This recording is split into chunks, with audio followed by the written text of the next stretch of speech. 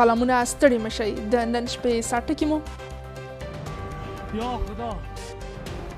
په کابل او بلخ کې پرله پسې چاودنې. په تیرو 11 ورځو کې افغانستان د 6 چاودنو شاهد و.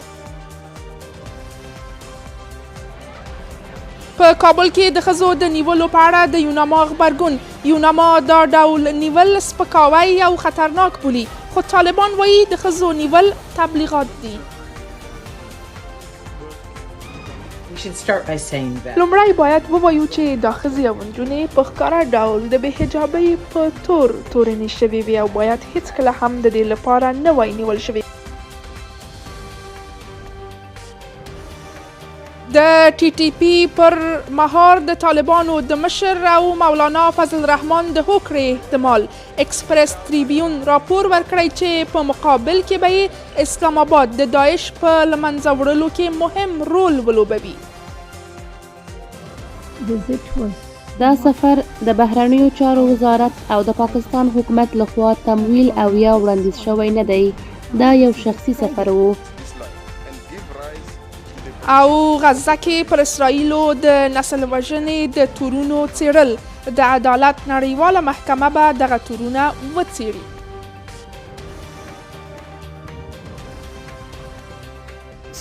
سویلي افریقا یوازې نه ده چې په غزه کې د فلسطینیانو په وړاندې د اسرائیلو د نسل وژنې کړنې ته پام اړوي.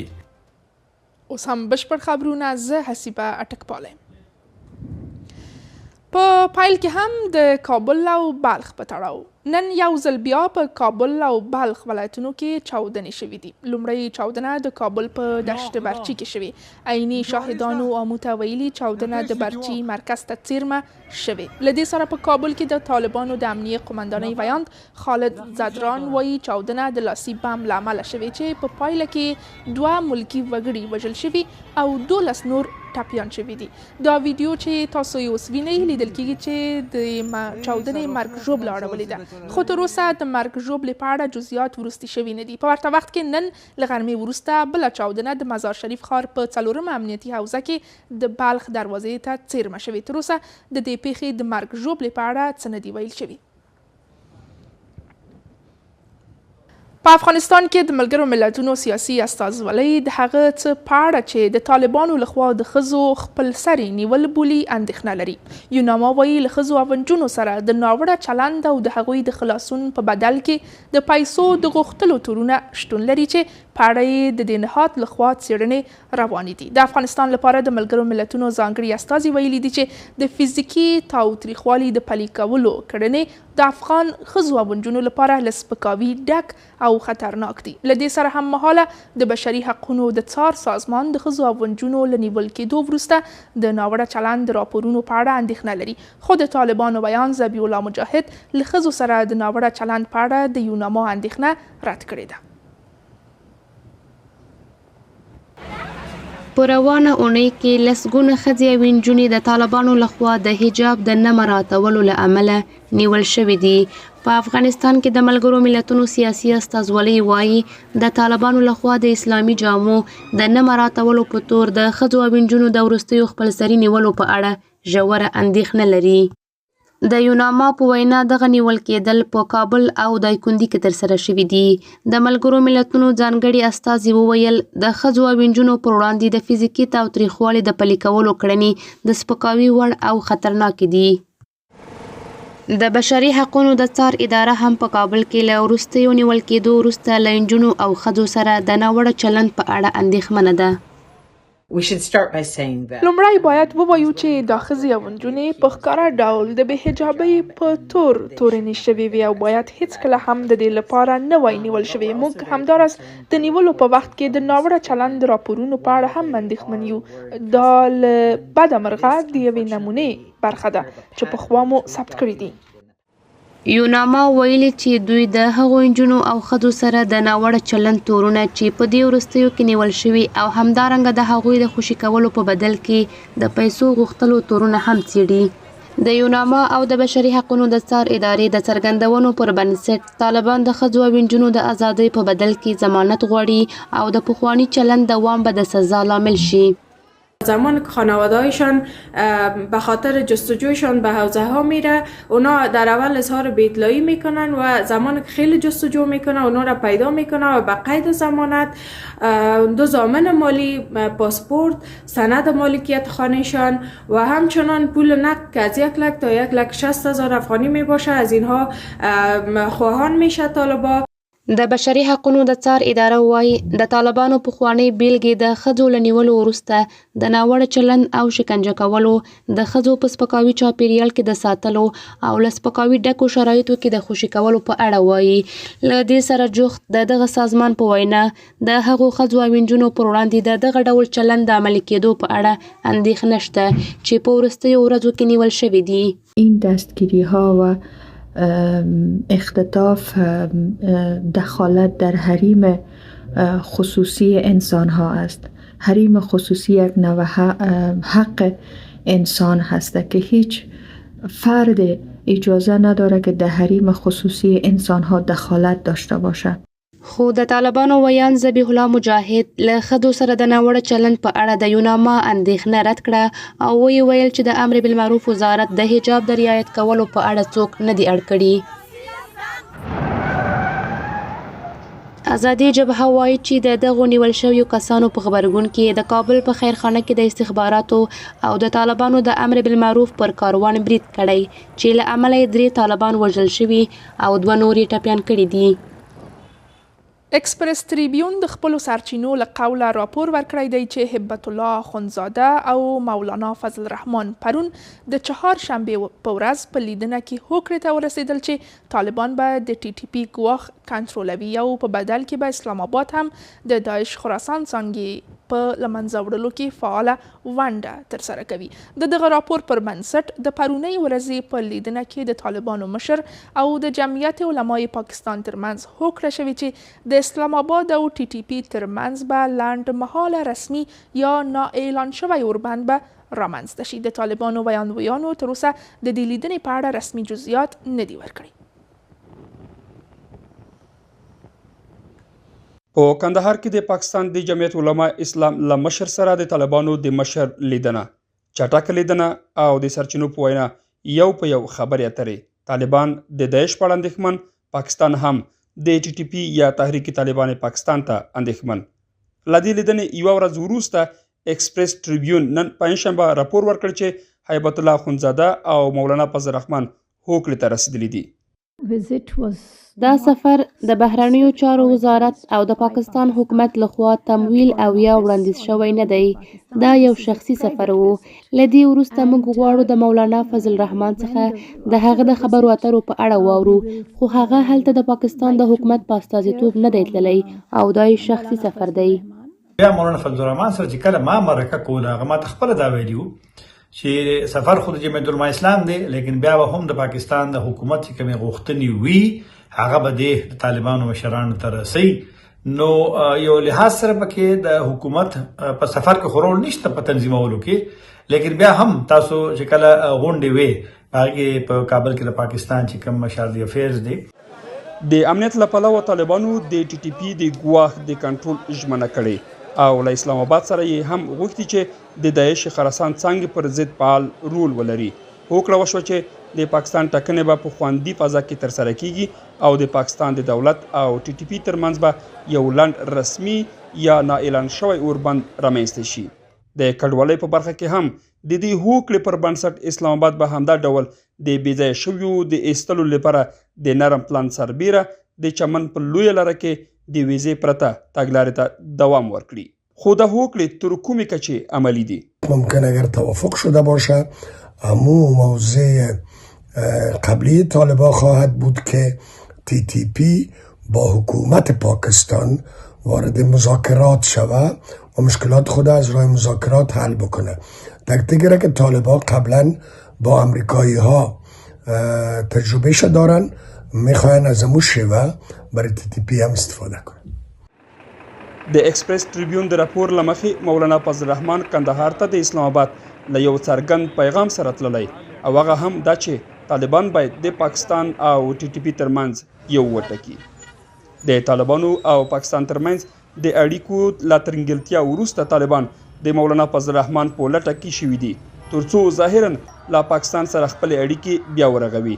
له همدې امله د یکشنبې په ورځ په روانې اونۍ کې مولانا فضل الرحمن د ایکسپریس ټریبیون د راپور له مخې د ملا ادریس، مولانا جمال الدین محسود او مفتی ابرار په ګډون د یو 11 کسیزې پلایو په مشرۍ د طالبانو په بلنه کابل ته راغلل. د طالبانو وایندویانو تر اوسه د دې لیدنې په اړه رسمي جزئیات نه دي شریک کړي، خو دا له بهرنیو چارواکو سره د طالبانو د مشر دویمه لیدنه ده چې د قطر له لومړي وزیر سره تر لیدنې وروسته به رسنیز شي. په پای کې به ولیدل شي چې دا لیدنه او هوکړه کولی شي له اسلام آباد سره د طالبانو اړیکې بیا ځلې تامین کړي. د ملګرو ملتونو د سرمنشي ویان وایي چې د ژمي موسم په راتلو سره په افغانستان کې د خوړو خوندیتوب له جدي بحران سره مخ شوی دی. د ملګرو ملتونو د سرمنشي ویان د خوړو د نړیوال پروګرام د موندنو پر بنسټ وایي چې د افغانستان یو پر دریمه برخه وګړي نه پوهیږي چې خپل د بل مهال خواړه څنګه او له کومه ځایه ترلاسه کړي. په فراه ولایت کې د بېوزلۍ او تنګلاسۍ له ډېرېدو سره هم مهاله یوه ډېر عمر لرونکې میرمن وایي چې د شپې لخوا په وږي نس ویده کېږي او ورځې هم له کار او عاید پرته ماښام کېږي. دغه 80 کلنه میرمنه د فراه ولایت په اناردرې ولسوالۍ کې اوسېږي او وایي چې تر اوسه ورسره بسیا کوونکې مرسته نه ده شوې. دغه ویجاړ کور د فراه ولایت د اناردرې ولسوالۍ په لرې پرته سیمه کې د یوې 80 کلنې میرمنې دی. وایي یوازې ژوند کوي او هیڅ ډوډۍ راوړونکی هم نه لري. دی وایي ناروغه ده او د درملنې لپاره پیسې هم نه لري. روز که همین خیریتی بیام از یک روز به من بدادن، یک بار اون حیاتا شناسی نبوده، حتی ناتن دی برفتم به من بدادن دیگه شور قسم بدی من گر دونر به من بدادن. دا نیوکې په داسې مهال کیږي چې طالبانو تازه په هرات کې د یوې غونډې په ترڅ کې د خلکو ستونزو ته د رسیدو ډاډ ورکړی دی. مسئولین در فکر رعیت هستند، اما چیزای بعضی مشکلاتی که برادران میگوین شما فکر میکنید که همین مسئولین در فکر او نیستند. نه، هرگز فکر نکنین. به خدا هر مشکلی که باشه در اقتصاد باشه، در تعلیم باشه، در زیربنا باشه، در سرقه باشه، در ترقی و در هر چیز که باشه مردم در او فکر میکنه مسئولین.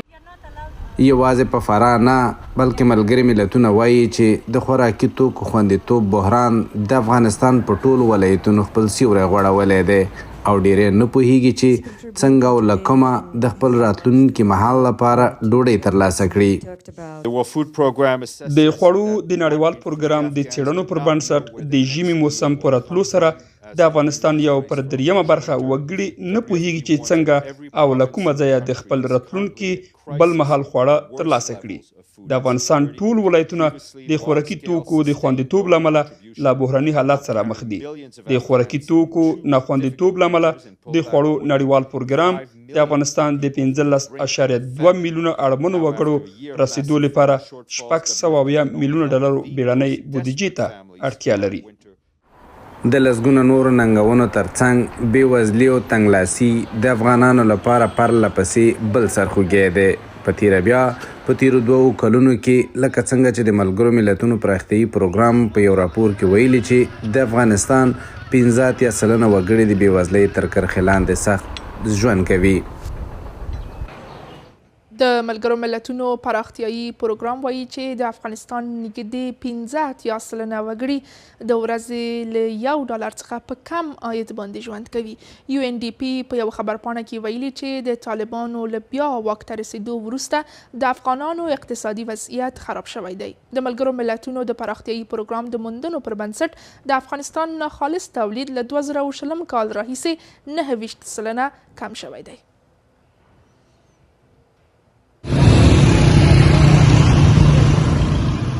د بېوزلۍ او بیکارۍ لمن ورځ تر بلې پراخیږي او د خلکو شپې او ورځې په افغانستان کې له سختو پیچلتیاوو ډکې دي. لکه څرنګه چې د ملګرو ملتونو پراختیایي پروګرام ویلي نږدې 15 سلنه افغانان د ورځې له $1 څخه په کم عاید باندې ژوند کوي.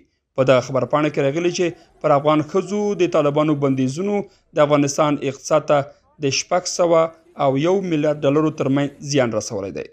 در 4-5 روز این 2 هفته که سودا به 25-50 روپیه کار میکنم و خلاص دیگه این کاری از من نمیاد دیگه که نمی خدا دم داد داد ما برسه قرضی چیزی خوی د ملګرو ملتونو پراختي پروګرام وایي د افغانستان لا پراختي پروګرامونو سره مرسته کوونکي هیوادونه خپل مرستې په بېساري ډول کمې کړي او د افغانستان ناخالص تولید لا 2020 کال راهیسې 9% کم شوی دی. ای 50 روپا 100 روپا خود چیزی هم نمیشه، فامیل داریم بذار گزارا نمیشه، خب مقصد یک مشکلات از تیر میشه دیگه، چطور کنیم روز در می رقم تیر میکنیم دیگه. لا بل خوا د ملګرو ملتونو پراختي پروګرام غواړي چې د طالبانو لخوا د ښځو د مجازاتو مخه ونیسي او ټینګار کوي چې د ښځو له اقتصادي بحران سره د مبارزې لپاره د ښځو لپاره د پروګرامونو پلي کولو ته اړتیا ده. رفع مشکل به گونه اساسی و استراتژیک نیاز به کمک‌های زیربنایی دارد و یا نیاز به سرمایه‌گذاری‌های زیربنایی دارد، خصوصا در حوزه‌هایی که بتونه اقتصاد ملی افغانستان در حرکت در بیاره و با تعاملات و افزایش تعاملات اقتصادی جای کار به مردم ایجاد شود. د خوړو نړیوال پروګرام ویلي چې د افغانستان 15.2 میلیونه اړمنو وګړو د رسیدنې لپاره 620 میلیونه ډالر بیړنیو مرستو ته اړتیا لري. تر دې مخکې د ملګرو ملتونو د بشري مرستو د همغږۍ دفتر ویلي و چې په افغانستان کې سږ کال 23.7 میلیونه خلک بشري مرستو ته اړتیا لري.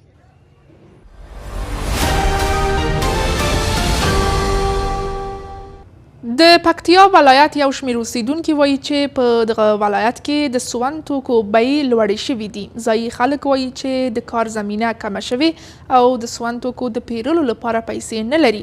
او موږ سره په خبرو کې خلک وایي چې د طالبانو مسؤلین په ښار کې د توکو پر بیو څارنه نه لري او هر څوک په خپله خوښه توکي پلوري.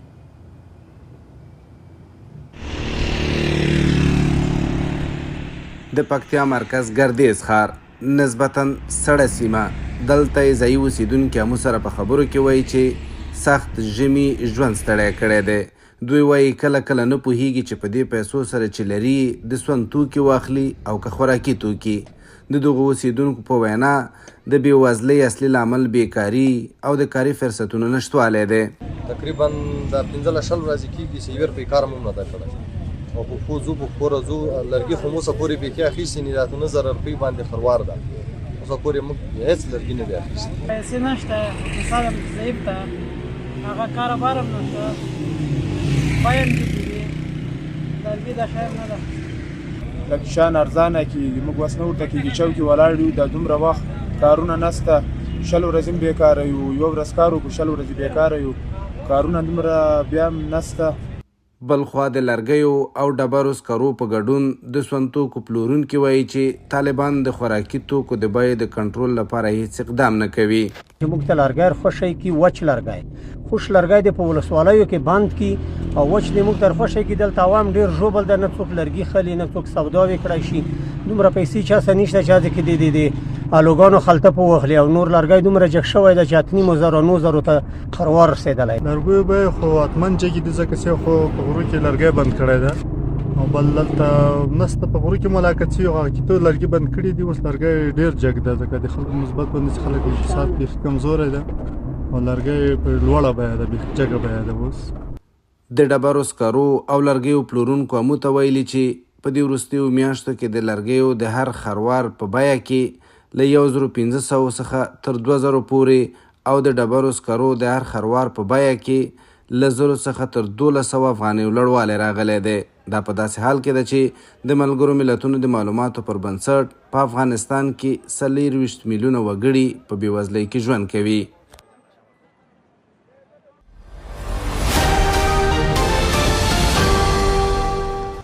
او د هیواد په بازارونو کې د بهرنیو اسعارو بیې یو امریکایي ډالر 70.15 افغانۍ، یو یورو 80.15 افغانۍ، زر ایرانی ریال 1.50 افغانۍ، زر هندۍ روپۍ 812 افغانۍ، یو د اماراتو درهم 19.10 افغانۍ، یو زر پاکستانی روپۍ 241 افغانۍ.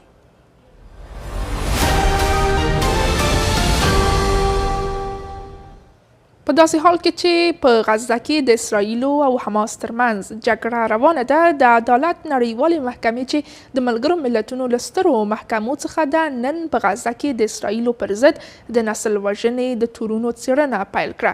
دغه تورونه د جنوبي افریقا لخوا د اسرائیلو پر ضد په دې محکمه کې ثبت شوي دي. په همدې حال کې په وروستۍ پیښه کې د رفح پولې ته څیرمه د اسرائیلو په هوایي برید کې د غزې 6 اوسیدونکي وژل شوي دي.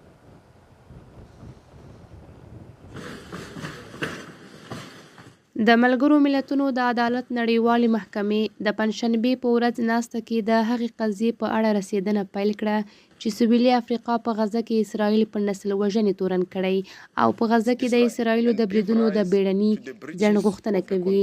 دا محکمه به د جمعې په ورځ د دې تورونو په اړه د اسرائیلو ځواب وڅېړي. تمه کېږي چې د دې میاشتې په وروستیو کې د بیړني اقدام په اړه پریکړه وشي.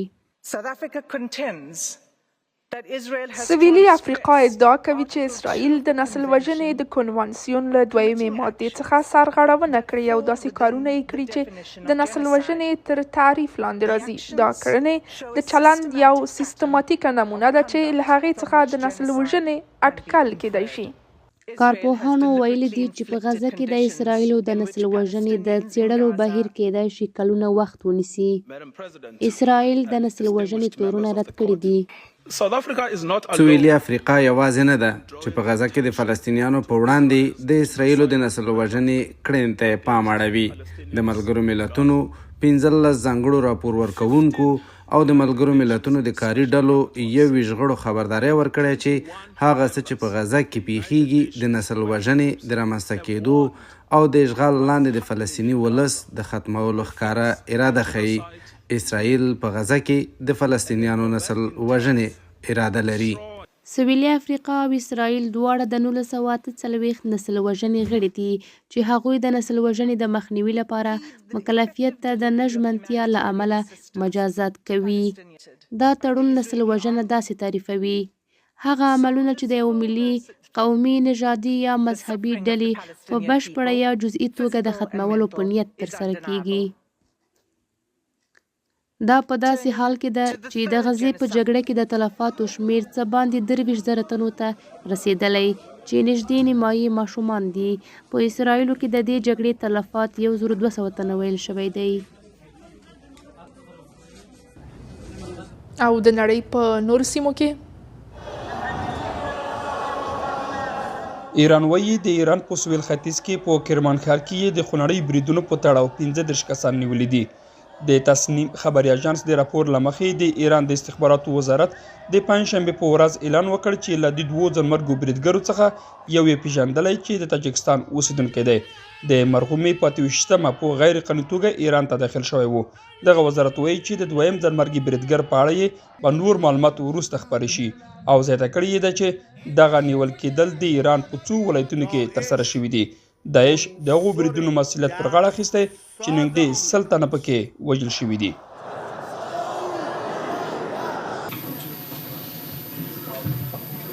ترکیه، رومانیا او بلغارستان د ناټو له متحدینو سره له څو میاشتو خبرو اترو وروسته په اوکراین کې د جګړې په پایله کې په تور سمندر کې د ماینونو د پاکولو د ګډ پلان په اړه هوکړه لیک لاسلیک کړ.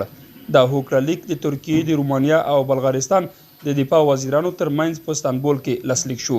دا په داسې حال کې ده چې د روسیې د برید له مهاله سمندري ماینونو د 2022 په فبروري کې او څو سوداګریزې کښتۍ د تور سمندرګي له لارې د اوکراین صادراتي له لارې ته ګواښ رامنځته کړ.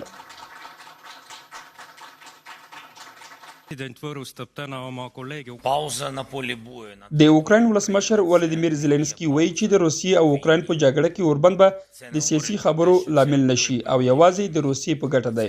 د هغه په وینا دا اوربند به مسکو ته اجازه ورکړي چې د خپلو مهماتو اکمالات زیات کړي. زيلنسکي وایي روسیه له ایران څخه د توغندیو د پیرلو په اړه خبرې کوي او روسي ځواکونو له شمالي کوریا څخه تر 1 میلیون ډیر توغندي ترلاسه کړي دي. د اوکراین ولسمشر دغه څرګندونې د استوانیا د سفر پر مهال وکړي.